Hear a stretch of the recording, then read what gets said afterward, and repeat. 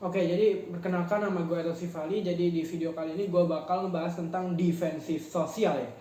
Jadi hari ini gue bakal tadi gue baru aja ketemu orang yang menurut gue ini ya keakuannya tinggi ya. Jadi gue jadi lebih minder sama dia gitu ya. Jadi gue jadi lebih malu, lebih nggak bisa 100% jadi diri gue sendiri pas di depan dia ya. Nah itu berarti gue kurang defensif sosialnya, gue kurang ya. Jadi gue kurang bisa jadi diri gue sendiri, gue kurang mempunyai keakuan yang tinggi ya.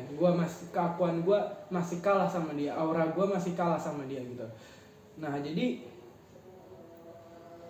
defensif sosial ini tuh adalah skill dimana lo jadi diri lo sendiri, dimana lo bebas ya, merasa bebas, lo nggak takut sama siapapun gitu ya. Jadi lu nganggap semua orang ini sama gitu ya.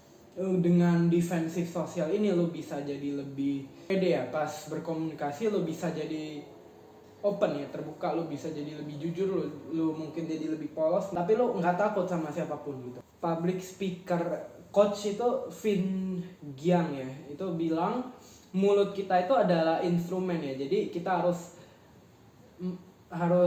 siap, harus sanggup gitu ya, harus mau gitu mengeluarkan apapun yang isi pikiran kita yang melalui mulut kita gitu ya.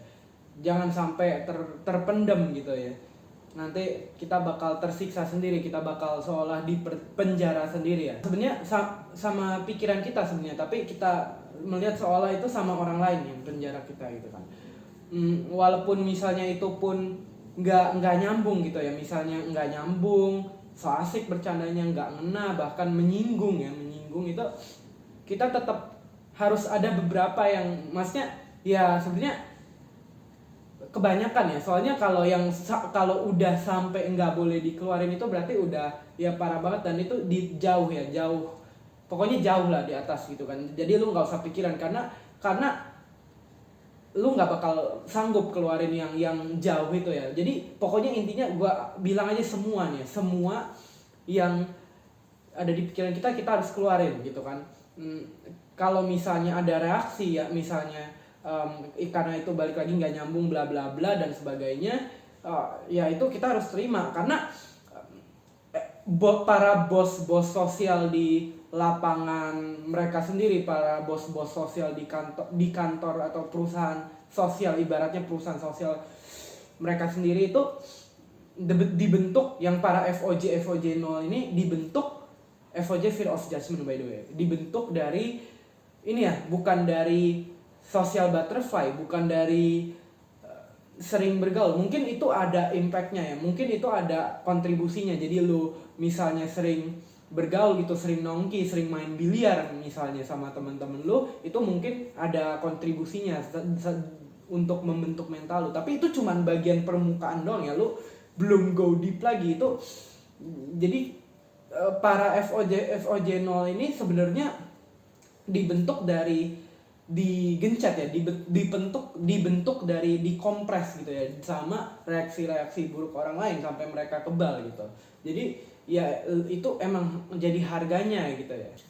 Dan orang yang udah memegang kebebasan sosial ini, yang udah memegang panggung dunia, yang udah jadi bos sosial di lapangan mereka sendiri, itu mereka ini udah punya akses ke skill-skill lain kayak public speaking gitu.